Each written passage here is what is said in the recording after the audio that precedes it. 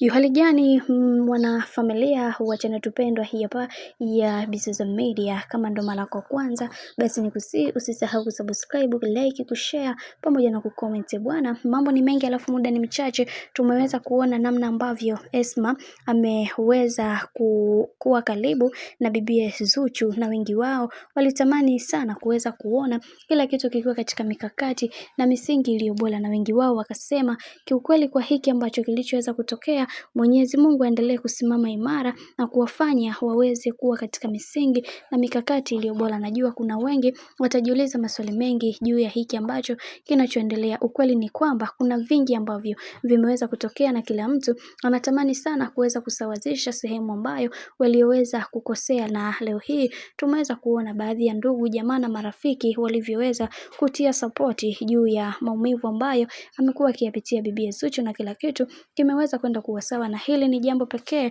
la umuhimu ambalo watu wengi walitamani sana kuweza kulifuatilia kwa muda mrefu, na leo hii tumeweza kuona nguvu ya bibi Zuchu kwenye familia ya bwana mkubwa Diamond Platnumz, na wengi wao wakasema ya kwamba wacha tuone, maana bibi Zuchu ni moja kati ya mwanamke ambaye mara zote anatamani kuweza kuona akiwa na amani na furaha katika maisha yake, kwa sababu kuna vingi ambavyo amekuwa akivitenda na kila mtu alitamani sana kuweza kuviona hivyo. Wacha tuone, maana kuna vingi ambavyo vipo na kila mtu anatamani sana kuweza kuhakikisha kila kitu kikiwa katika mikakati na misingi iliyo bora zaidi, kwa sababu watu wengi hawaamini kwenye kile ambacho wanachokiamini, na wanaamini kwenye yale ambayo wamekuwa wakiamini mara zote. Bwana, mambo ni mengi sana juu ya hiki ambacho kinachoendelea kwa sasa. Mimi naomba nikukumbusha kitu kimoja, kama ndo mara kwa kwanza, basi usisahau kusubscribe, kulike, kushare pamoja na kucomment. Mimi sina la ziada, uache nikutakie siku njema na kazi njema.